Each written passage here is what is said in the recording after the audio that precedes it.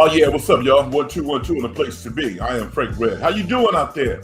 Surprise, surprise! On a Saturday night, I decided to step in the dungeon, to talk to folks after what I think is the best win of the year for the Golden State Warriors. You can talk about the 37-point wins and blowing teams out. I don't really care about that. Tonight's game was exhilarating between the Golden State Warriors and the Houston Rockets. The Warriors were victorious 127 to 121, a game that they were up 30 at halftime. And you know that Ime Udoka just tore his team a new one because they came out like a bunch of hungry wolves playing incredible defense. I mean, they're a top 5, top 7 defensive team in the NBA. They look like the best defensive team in the NBA tonight. So it just kind of speaks to what Ime Udoka's impact is on teams as a coach. He's a great coach. And, he's biting his gums and trying to maintain his poise as he brings this young, inexperienced team to another level. Because what they're lacking is just basketball intelligence. They're not the best shooting team, but I tell you what, if you're a fan of the Houston Rockets and you were there live, you would have to give it up for the effort, particularly the second half. The first half, I don't know what that was. But let's transition and talk about the Golden State Warriors. This is not hyperbole. This is going to be, at the end of the year, probably one of the top 5 to 7 victories of the year. Because the Warriors did not deserve to win this game. When you consider they lost a 30-plus point lead and hung together and got this victory on the road, chef clap to the Warriors. This is a big-time win. And they did it without Stephen Curry, without DeAnthony Milton, Draymond Green fouling out. This was a big win. And one of the things that I liked about this victory is that this was not one of Steve Kerr's best games. If you break his coaching down this game, this was not one of his best games. But what did his players do? His players bailed him out. That has to happen too. It needs to be a two-way relationship.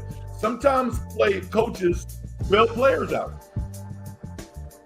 They do. Design plays that work at the most opportune times, call timeouts, implement defenses, offenses. Coaching is very, very important. But players sometimes have to do what they do. They have to be special. Because they are special. That's why they make all the money. And when they're not special, it's somebody's fault. The Warrior players collectively decided that was not going to happen tonight. And it was actually beautiful to watch. As a former player myself, as a coach, still coaching, I loved it. It was, I used the word before and I'm going to use it again because it's perfect. This was an exhilarating game to watch and to play in, I'm sure. And ultimately, as a fan, I would assume to watch and quench the thirst of victory. Because it's so hard to win on the road in the NBA. When you look at the prognosticators out there, they said that the Warriors were destined to win 43 or 44 games this year, 43.5 to be exact. I said the Warriors would win 46 to 49. I'm still very comfortable with my prediction, but if they can continue to do things like this, who knows? Maybe they can eclipse that 50-win mark. And I'm going to do a show tomorrow night, the normal 9 o'clock time slot for the Dungeon Show. That's starting to work out well. I appreciate all the support out there. But when it's appropriate to come outside, to talk about something that matters, I like to do that as well. Because I'm a fan of basketball, just like you guys are, and you ladies are. And tonight we actually got something to talk about. You know, I'm sure people got lives and maybe they were out doing something else. But if you're a basketball fan, you got a chance to watch your team win this game. Felt good, man. It really did. Draymond Green, hey, man. I love to watch Draymond Green play basketball, minus the histrionics. But just basketball, this dude is outsized every night. And yet, he outplays players who were drafted higher, 2-3 inches, 4 inches taller, outweigh him by 10, 20 pounds, and all he does is play a more physical brand of basketball than they do. You know it was a tough game when Draymond Green fouls out. Draymond Green never fouls out. 14 points, 11 rebounds, 3 dimes. Brandon Podzinski, 12 points, 6 assists, 5 rebounds. Let me say this about Brandon Podzinski. I love his confidence. You can't be successful in anything in life if you're not confident at what you do. This dude lives and breathes with his confidence. He played a hell of a game tonight. He played really well. But that wasn't really the theme to me of his game. The theme of his game was playing with confidence, believing in yourself. And he did that. And he was a major factor why the Warriors won tonight. Give him credit. Not the most beautiful game in the world against pressure defense. I'm scared as hell because he leans on that left hand. But give the guy credit.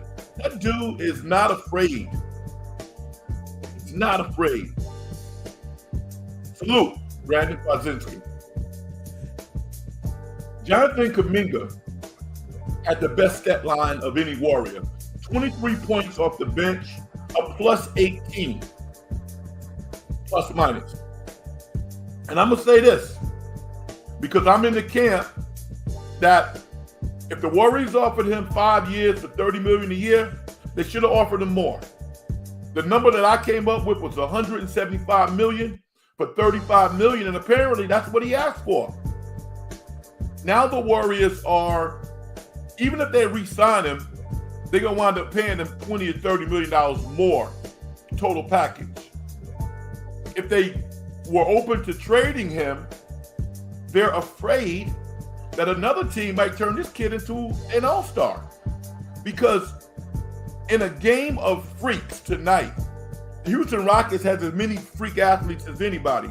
Jonathan Kuminga was the freakiest among the freaks. He looked different tonight athletically. If he figures it out, I mean, he's a prototype forward. 6'8" with long arms with incredible bounce.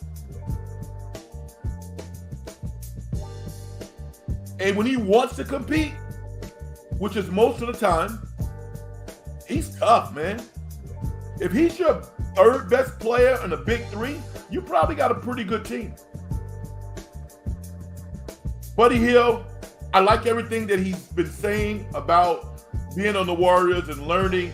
But every now and then, for like a quarter or so, you'll see him revert back to old buddy.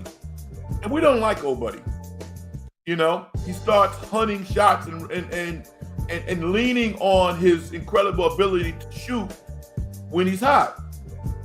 You know, but he needs to calm down. And you can tell that he hasn't played a whole lot of high leverage minutes. You can tell that. He's shaky with the ball. But he's getting better, and I think at this stage of his career, he can experience something that he's never experienced before, which is, again, to play high leverage basketball. You know, I don't want Kerr to allow him to step in that hole, though, because when he just goes on his own and he's not being coached hard, it doesn't look real good. But he had 27 points tonight. And he had a -7 as a plus minus. How do you do that? It's all the other stuff. So that's me setting the table. I'd love to hear your comments about your perspective on tonight's game. It was a lot of fun to watch. Let's go out and look at my man's Glenn Dosh's comments. Says, man, Steve Kerr is being Steve Kerr again. Before overtime, Kuminga only played 20 minutes, ended with 25 minutes, and Moody had 17 minutes, giving majority of his minutes to Waters. What did I say? I said this was not one of Kerr's best games. And Kerr does some things that I don't like. And yet, I'm a Kerr guy. When people are taking a sledgehammer to Kerr, I'm like, yo, wait a minute, stop it. But Kerr gets into the Kerr zone, where his mentality is so narrow. And I don't think he has any assistant coaches that he's going to listen to that much once he becomes fixated on a way of thinking. Jonathan Kuminga, in his 4th year, on the cusp of signing a contract in excess of $150 million, should not have the short leash that he has. Jonathan Kuminga missed an assignment. The Warriors up 13. Jonathan got lost, and the guy made a 3. The Warriors were up 10. The Warriors called timeout, and they insert Brandon Podzinski and take Kuminga out and keep him out of the game for like 8 or 9 minutes. And literally almost played him because Conor Kerr had to play him. And I'm like, nah. He should have the same leash as everybody else, but he doesn't. And I know that infuriates him. And it infuriates his agents. And, Kerr called it professionalism after the game of how he came back. And yeah, it was. And I give Kuminga credit, but it's not easy. It's difficult. It's really hard when you have a sense that your coach doesn't quite believe in you. And if he did believe in you, he would have kept you in the game. So I'm hoping that this relationship can evolve. But the fact that they didn't sign him is telling. And I'm going to say this. Jonathan Kuminga is not innocent in this whole ordeal because you can work around $5 million a year if you trust a player. So there's some stuff internally that we don't really get a chance to see outside of the court that gave the Warriors pause, in my opinion. Because $30 million, $35 million, I mean, come on, y'all. You got a billionaire owner. It's not that big a deal. And we don't know who's ultimately making the decisions around to sign him or not. Maybe Kerr was in favor of it. We don't know. I just know if the number was $35 million for Kuminga and the Warriors wouldn't go past $30 million, you're going to lose that battle. The guy is immensely talented, and he's young. Can you imagine Kuminga being coached by Ty Lue? I would love to see him playing for the Clippers or the Lakers. And now the Warriors are kind of in a pickle because they don't want to be embarrassed. Because the idea that you are ever going to get equal value for Jonathan Kuminga is lunacy. It's a pipe dream. You're never going to get equal value for him.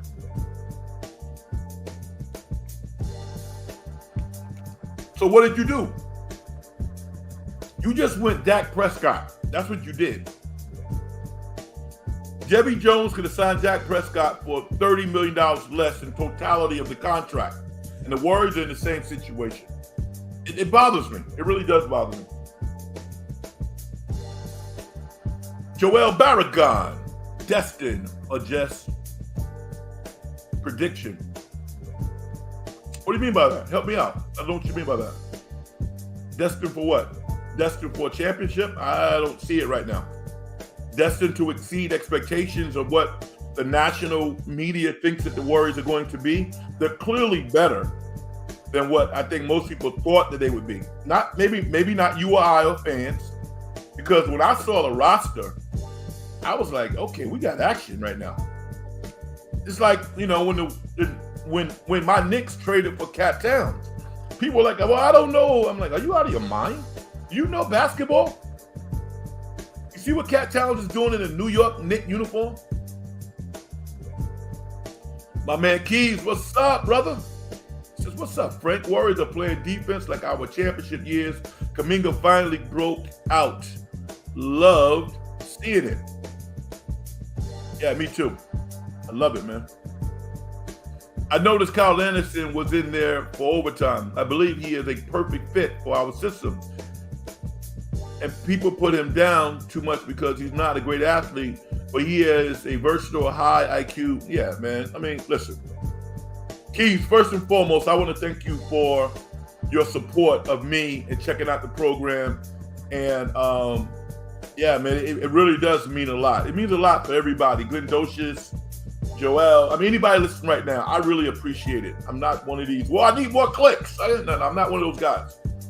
You know, to be in conversation with folks, talking about things that we like, that are really very diversionary, is special to me. And if you go back and when the signing of Kyle Anderson happened, I was through the roof because I know basketball. I'm like, are you kidding me? Minnesota's going to look back on that non-signing of Cal and say, what were we thinking? Now, I know they're in financial strife, but there's no way with all of those wild bucks in Minnesota, you're going to let a high IQ player leave your organization? The Warriors couldn't wait to grab Kyle Anderson. I heard Kalina Azubuike, the analyst for the Warriors with Bob Fitzgerald's play-by-play. Kalina goes, well, Podziemski's fouled out. Now they don't have a point guard. I'm like, dude, what are you talking about? They have a point guard, Kyle Anderson. Kyle Anderson ran that offense flawlessly in overtime. I mean, dude is a Swiss Army knife. He can play small center, power forward, small forward, guard two guys, play guard, point guards, run your offense. I mean, usually when Draymond Green fouls out, people are like, uh-oh, we're going to lose. But Kyle Anderson is such a versatile player, and he's such a high IQ player. The Warriors are really lucky to have him, and I know fans over a period of time will actually see the same, will draw the same conclusion. Similar to Chris Paul, I tweeted about this week. You guys see the numbers Chris Paul's putting up? All of you, I don't know if it was just Warrior fans, but all of you basketball prognosticators out there who used to drag Chris Paul through the mud and talk about how he was over the hill, he couldn't play. Are you out of your mind? This dude is playing 30-plus minutes a game, double-figure scoring, and high assist levels. He had 13 assists tonight, 19 points. Chris Paul can still play. And he was a great asset for the Warriors last year. Glendocious says, would you try to put together a Kuminga package for Giannis? Absolutely. But if you're Milwaukee, you're not trading Giannis. Well, let me stop that for a second.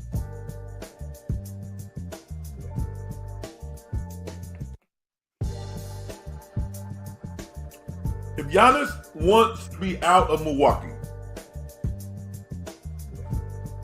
and the Golden State Warriors are a team that he wants to come to, you will literally go to Kuminga's house, pack his suitcases, take his keys from the renter or owner, whatever it is, and immediately take him to the airport.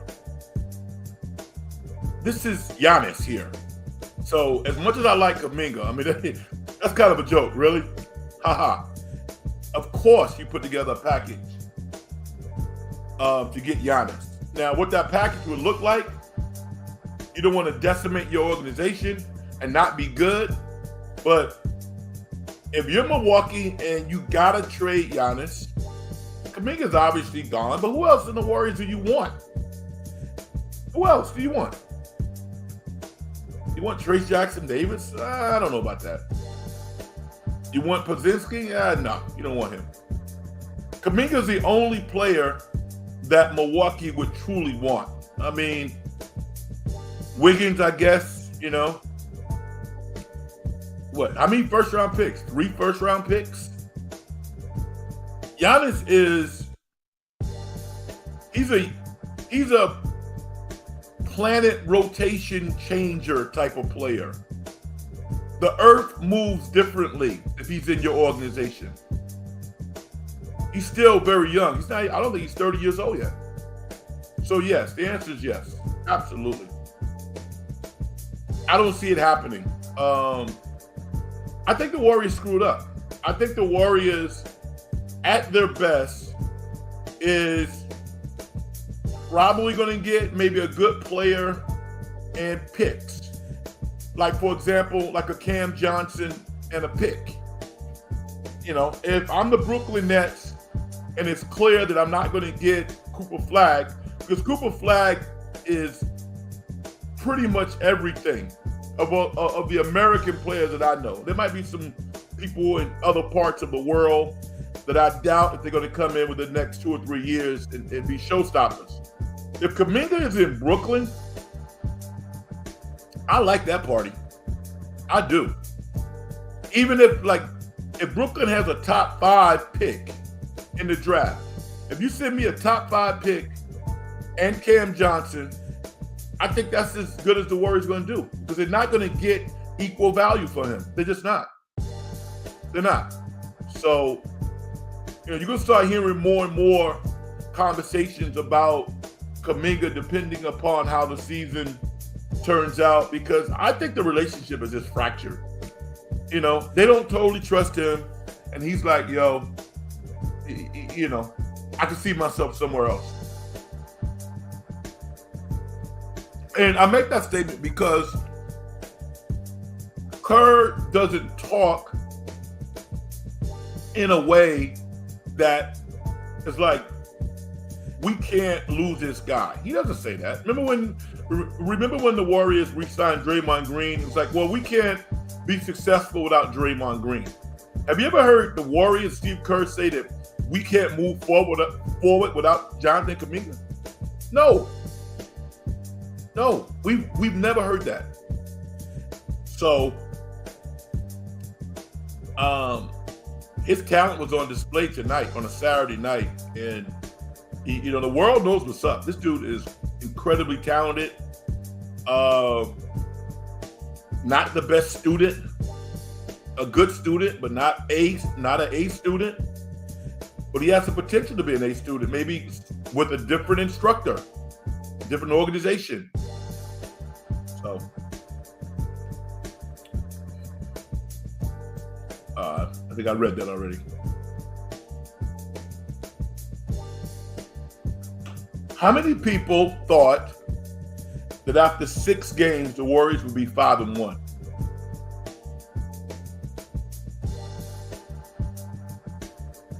I would have settled for 4-2.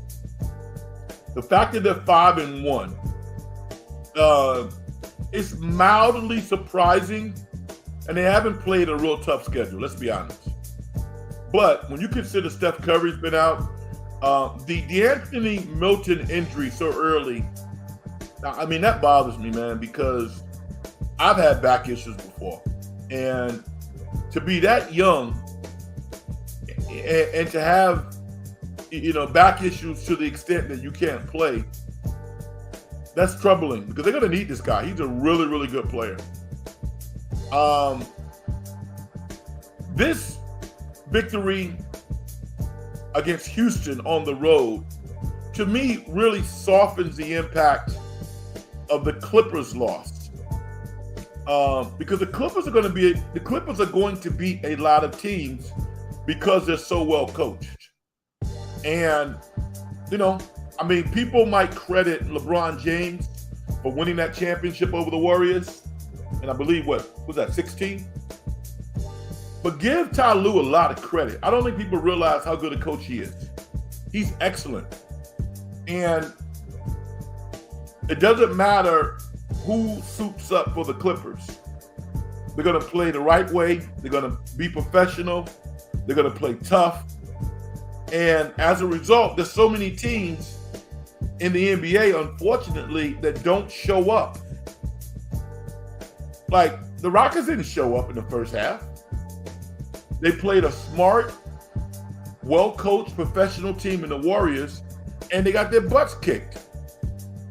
And Ime went in there and I'm sure started spitting fire. And they came out and they played their tails off, but they didn't win. You know, it would have been miraculous had they won. As a coach, when you steal one like the Warriors did tonight, man, you feel good. That flight to Washington, D.C. is going to be a happy ride. Trust me. You guys saw Stephen Curry doing the slow-mo Euro step on the sidelines?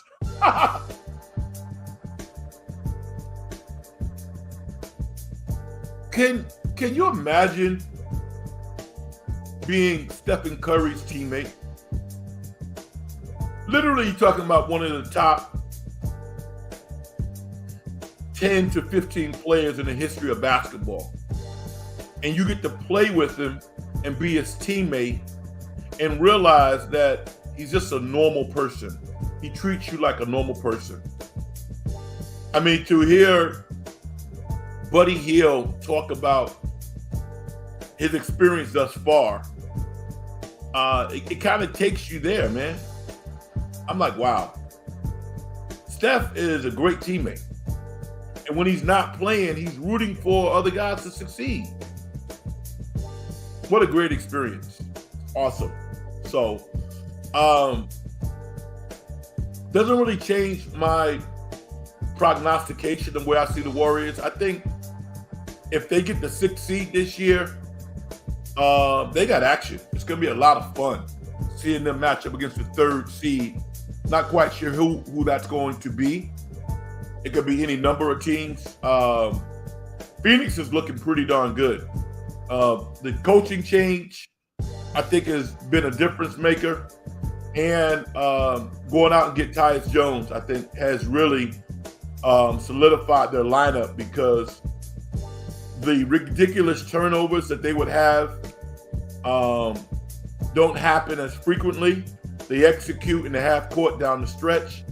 And I think Phoenix is going to be a problem. I do. I think Phoenix is going to be pretty good. Dallas is good. Obviously, OKC is good. Sac is starting to get it together a little bit. They won, I believe, 3 in a row. They're very talented. Although Sac lost to them. Sac lose to Toronto, which is crazy. So, the Warriors got action, man. And I like their mix of players. You know, finally, they got their financial house in order. And they're really set up for success. Quietly, no one wants to see any of your players get hurt. But what a great opportunity to have Stephen Curry not playing, staying fresh, and still winning basketball games. I mean, internally, the Warriors got to be happy. Because within an 82-game season, if Stephen Curry even played 65 to 70 games, that's a good look for the Warriors. Because towards the end of the year, when he starts logging all of those minutes, he gets tired. He really does. So I'm happy to see him on the sidelines against teams that the Warriors can beat without him. When they go to Cleveland, you know, when they go to, obviously, Boston and some of the, you know, tougher Eastern Conference teams or teams in the West, they need him to win. They just do. You know, Buddy Hield seemingly plays better when Stephen's on the court. So it makes it easier for him because he doesn't really have to handle the ball. He's shaky with the ball. He really is. Shaky. And Kerr knows that, but I think he felt that he had to play him because he gives him something on the other end. He's a shot maker. Now,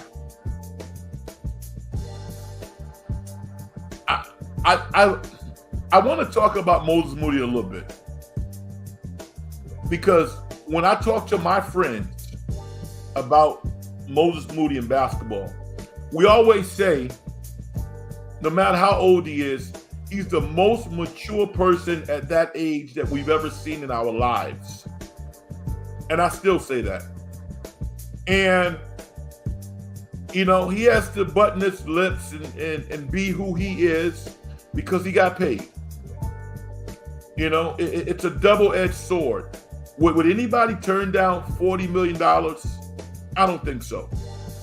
But on the other hand, it's inexplicable why Moses Moody is not playing more. Played 17 minutes tonight. Shot 2 for 2. I mean, he's played well all season. And Kerr's the coach. He deserved to play who he wants to play because he's responsible for the results. But as a player, it has to be frustrating. It doesn't mean that you are not professional. Let me change that. I didn't say that correctly. It doesn't mean that you don't act professionally, but internally, it has to burn hard when you see other people making mistakes and you don't have as long a leash for whatever reason. But I think Moody and his agents kind of knew that this roller coaster ride was not over yet. And, you know, the Warriors said, listen, okay, we believe in you. We trust you. So we're going to give you $40 million. And they're going to be telling you what you got to sit. That, as a player, that doesn't do a lot for your confidence. It really doesn't. Nobody gets better sitting on the bench. Nobody. Past a certain point. Past a certain point, this is what, year 4, man, you got to play. He's seen the offense. He's seen all the teams. You know, at this point, you should look like Moses Moody is starting to look. He has a real nice package. He goes in the game. He plays pretty good D, and he's trying to get buckets. That's his game. He's not quite a 3-and-D guy, but he's starting to develop into that type of player. And those players are very valuable. Keith said, I heard the weirdest sports show today, whining about NBA players make too much money and how they're unrelatable to fans. I couldn't believe it. Most NBA and NFL players have hard upbringings.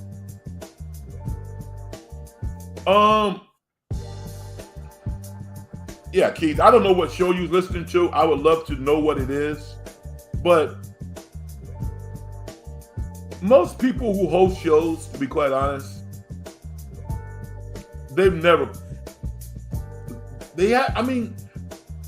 of them have never played. If they have played, they haven't coached. All right? So they're looking at it from kind of a narrow perspective. There are some athletes that have podcasts that I listen to, I watch bits and pieces of, that are entertaining. But some of the takes are just ridiculous. And like it or not, a lot of the takes stem from jealousy. You know, and it's sad to be jealous of somebody else. NBA players make too much money? Really? When's the last time that a player decided how much to charge for a ticket? Do players do that? No.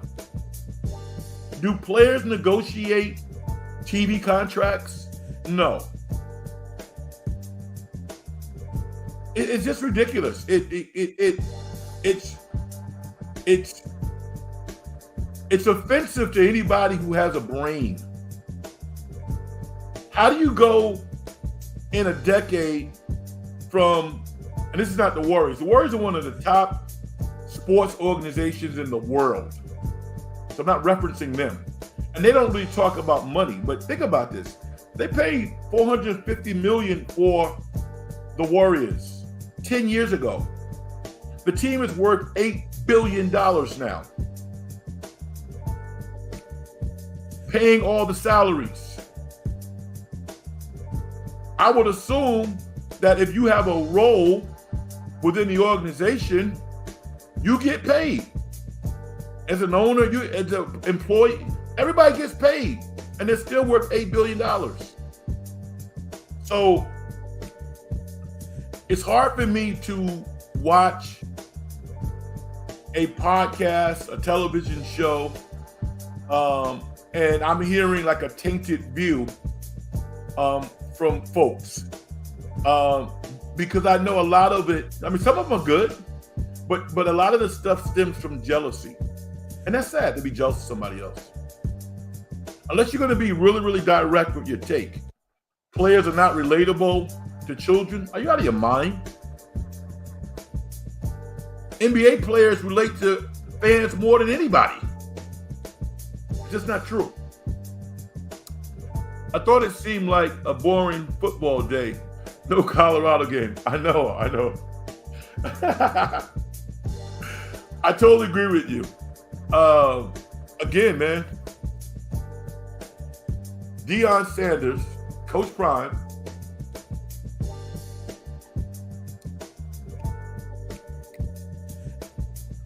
has taken college football by storm. And what I love is he has the most important relationship in college football on lock. And that's the love and admiration of Coach Nick Saban. If Saban is down with you, none of you other chumps matter. None of you announcers matter. None of you other coaches. If Nick Saban is co-signing you, you good. And on the other end, Coach Prime only talks about Nick Saban. The winningest coach in college football, the guy. Saban is not known for giving compliments to people. Every time he has an opportunity to prop Deion Sanders, Coach Prime, he does it. So again, let's go back to that jealousy thing, man. I've been watching Deion Sanders since he played in college. And to see his maturation, his metamorphosis, we've never seen anything like it. We really haven't. My thing with him, I just want him to stay in Colorado because you know Florida State's going to be beating his doors down at the end of the year. And I don't want to see him leave. I don't. It's a beautiful story that is evolving in Colorado, and I want to see that continue. You know, the money's good. He can win there consistently. Got a good coaching staff.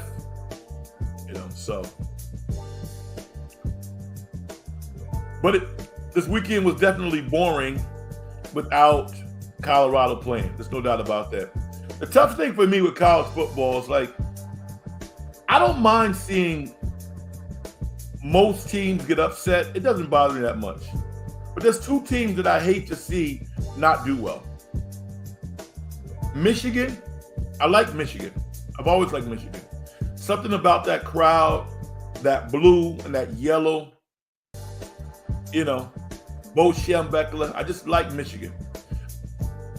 They're looking real average right now. And the fact that they got a brand new coach, black man, who, you know, he probably knew he was going to have a legitimate quarterback this year. Why, I don't know, with the transfer portal. But they look real average, man. They really do.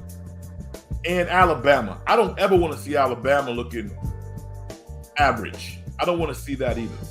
So when Alabama is good and Michigan is good, then I like watching college football. Even though I can appreciate other teams like Oregon. I mean, you can't take anything from Oregon. Oregon is balling right now. But they've been miraculous. I don't think that they're the best team in college football. I don't think so. If Oregon played in the SEC, they would have at least one loss, maybe even two. Who knows? All right. We came on tonight to talk about the Golden State Warriors, who are 5-1. They defeated the emerging and upstart Houston Rockets 127 to 121. A game that had everything, highs and lows. I thought the refereeing was a little inconsistent from a Houston perspective. Although they were playing very aggressively in the second half, I thought the Warriors got a lot of calls. And I wanted the Warriors to win, so that was good. The poor free throw shooting almost cost the Warriors the game. It really did. They were terrible tonight. And they made enough just to get the victory. Now, is it possible that the Warriors could lose to Washington? Overlooking the Wizards to zero in on Tuesday night's game against the Celtics? I don't think so.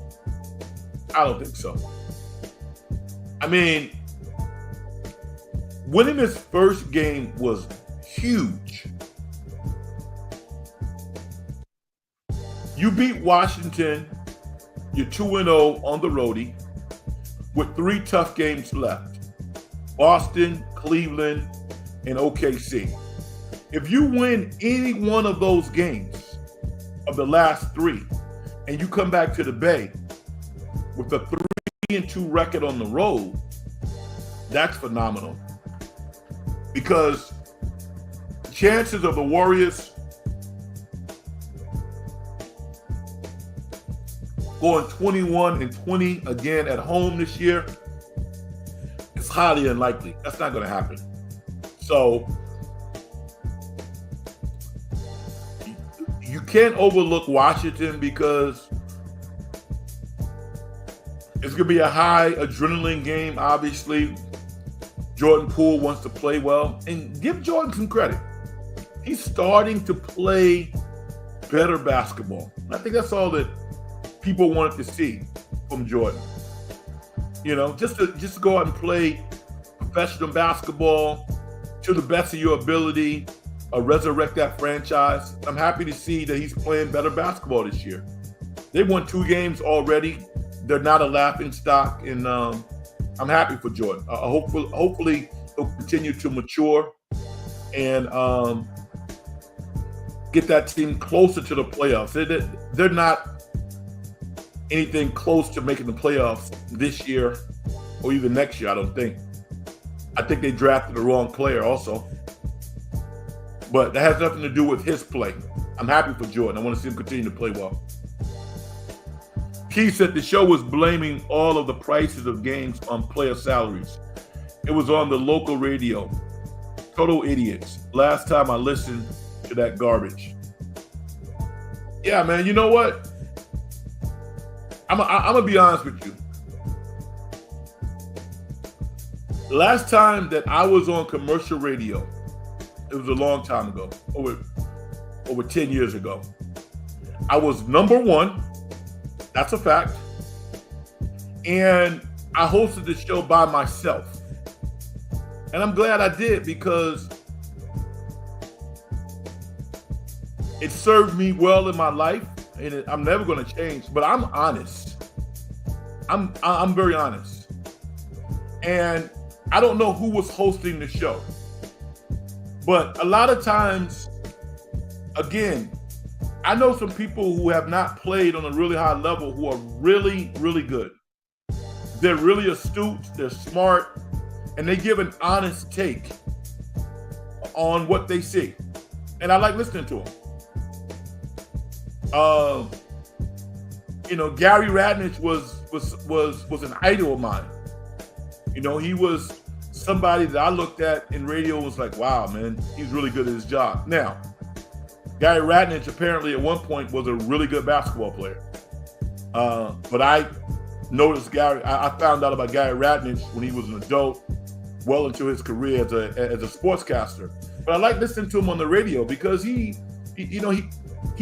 really wasn't about the BS. And regardless of who you were, if you were a chump and you came on and you wanted to bash athletes, he always held people accountable. And as a result, he had great relationships with all athletes. He had me on the show as a guest one time.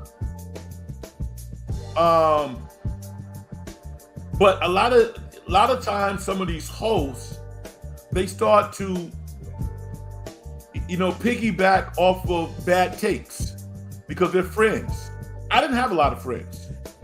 I had people who I respected, and they respected me, and we just did it. We did our shows. But I don't bash athletes. I don't bash athletes. If someone's not playing hard, I will say that. But money? Come on, man. Athletes are nothing but employees. They don't own teams.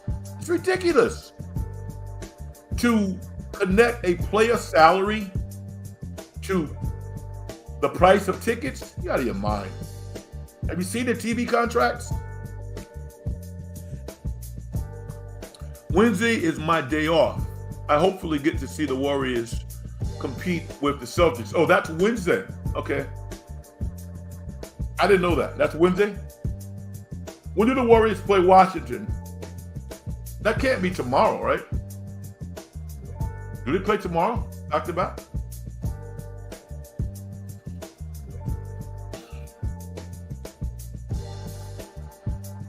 I think it got to be Monday, but I don't know. I have to look at the schedule. That's a tough turnaround to play an overtime game in Houston, get on the plane in the middle of the night, get to Washington, and then have to play tomorrow night. I would assume the game is on Wednesday, but I don't. I mean, on Monday, but I don't know.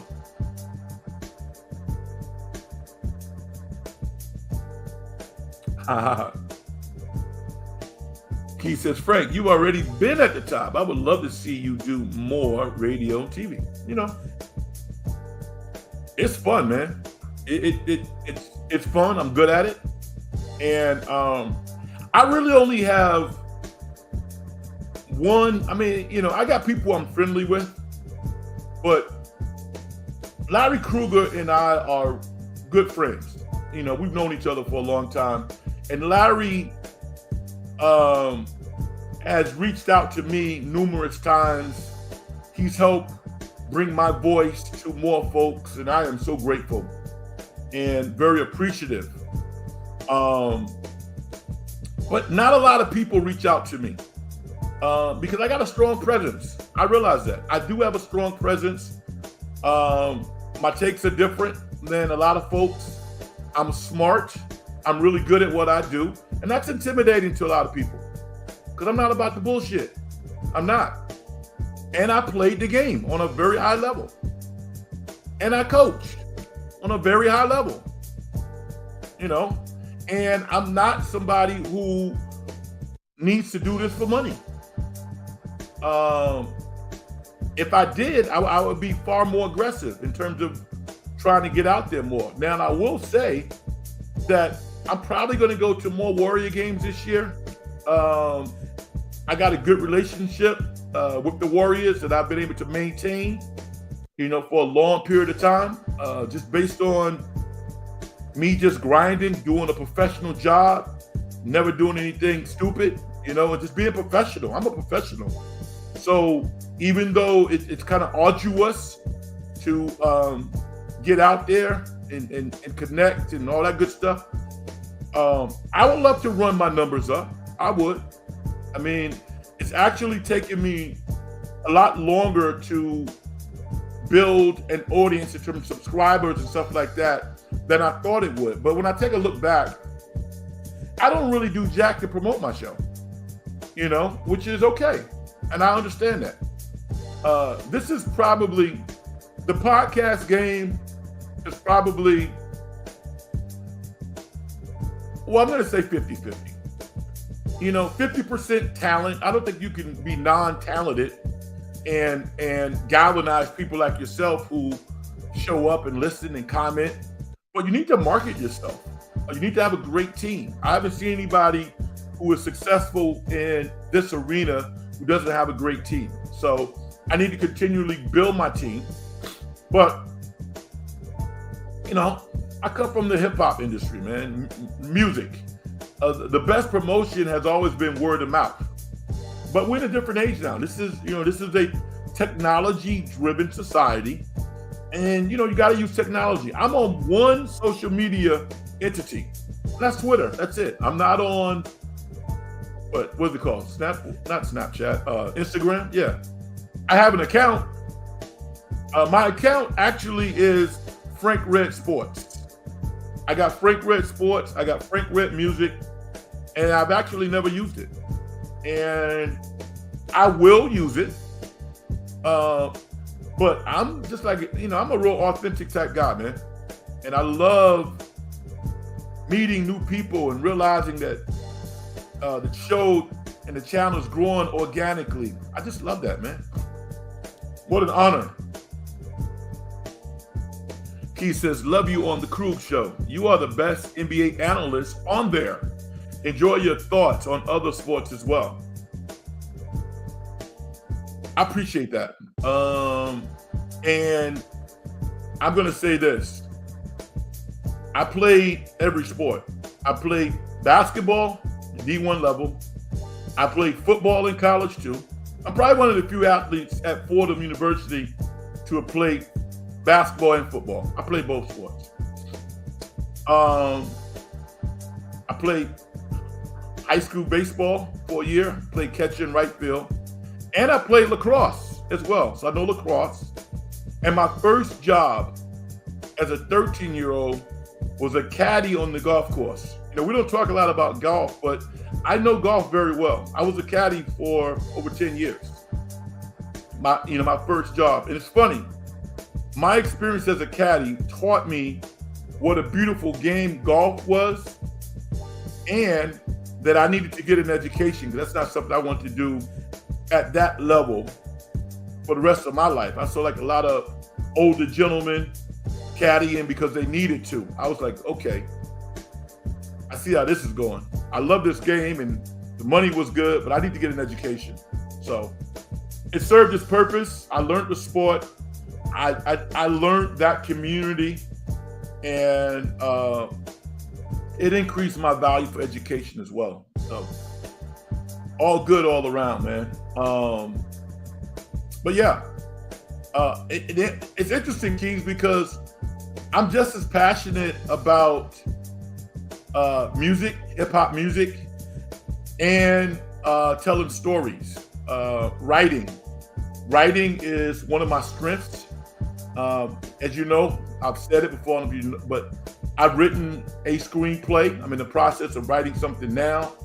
And I think because we all deal with a certain amount of trauma, and most of us don't have a vehicle to let that stuff out, you got to find a way to do it yourself.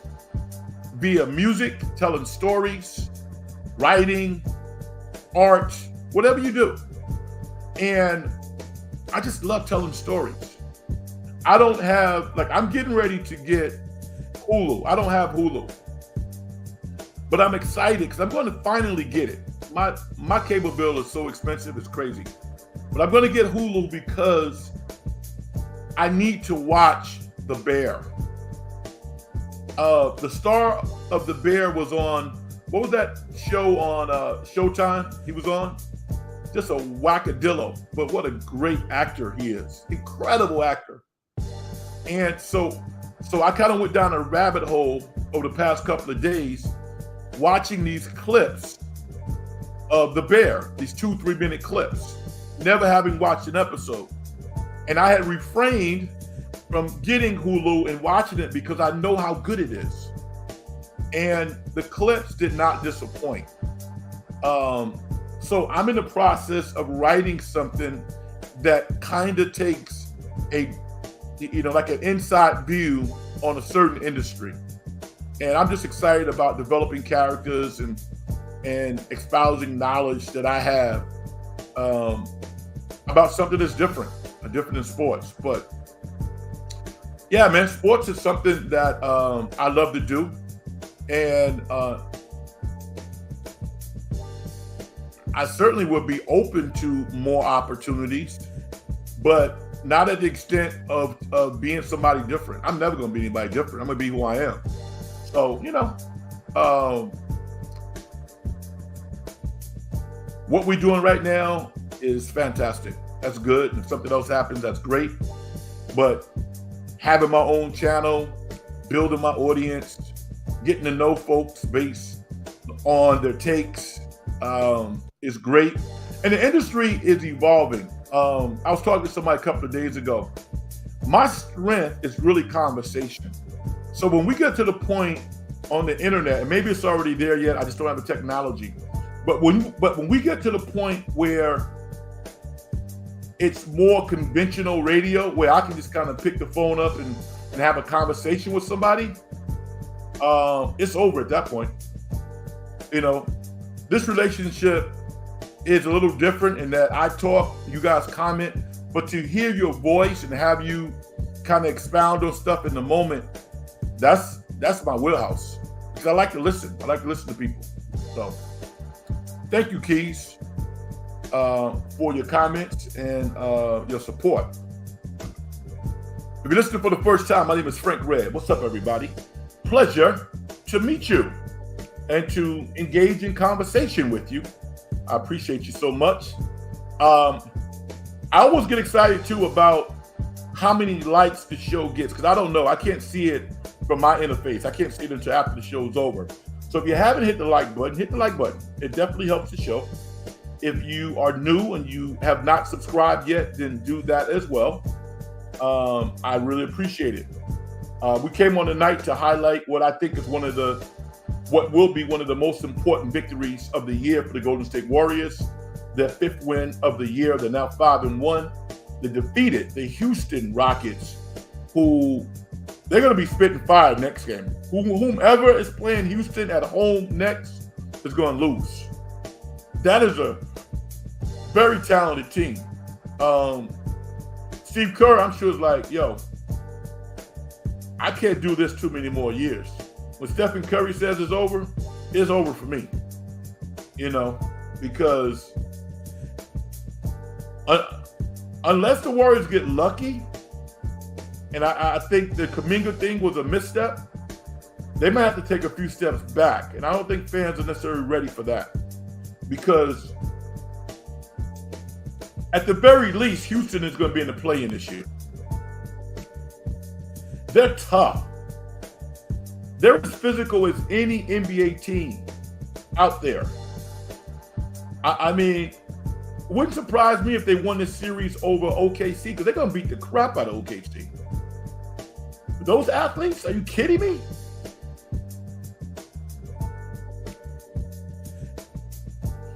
Why don't you play your music on the pod? I have links posted to buy stuff from you.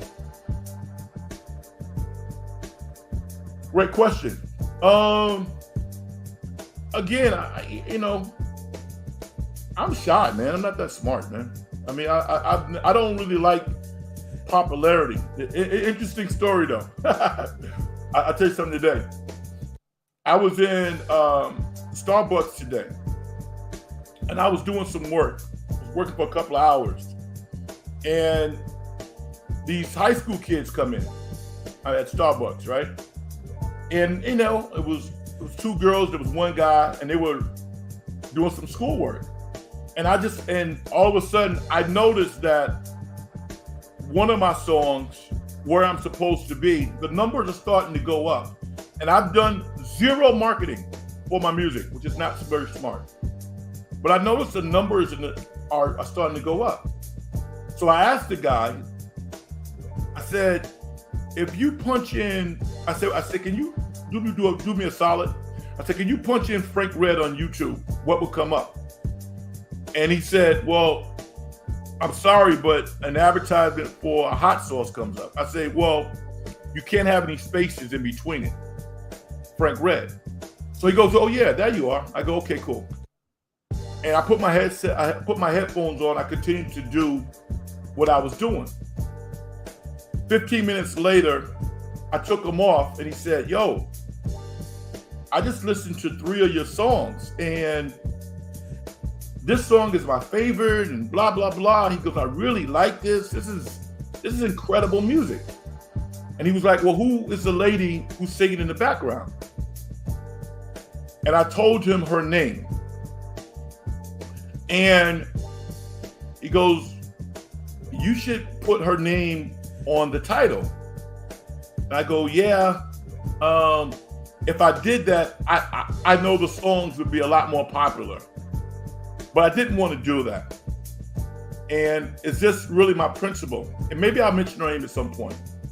But I have the singers on my song, the female vocalist, is a world-renowned singer, very popular, has like millions of views on her records and stuff like that.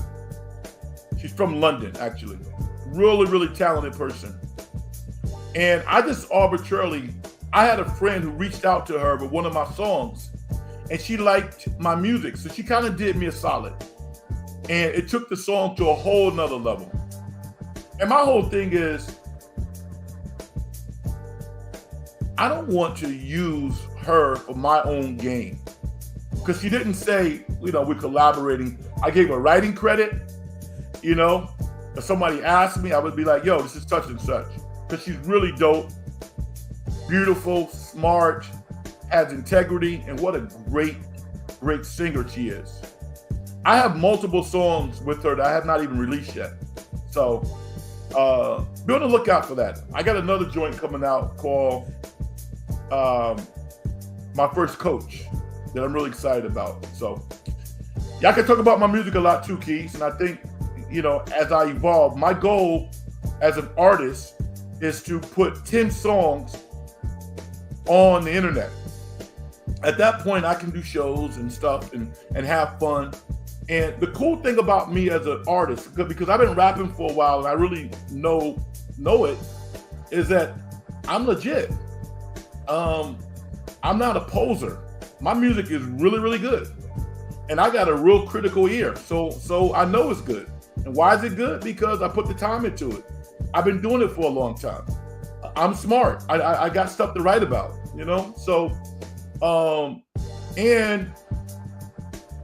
obviously my stuff is not delving into a lot of the subject matter that other people might talk about, which is great. You need to have everything. But what's really also important to me is the fact that I own all of my music. I own all the publishing. I own the record label. I own everything. And I'm not all that interested in collaborating with a major label. I mean, this is part of my destiny. My music will be here long past when I'm here. And if somebody who I love wants to use my music, then they can do that without dealing with a whole bunch of BS.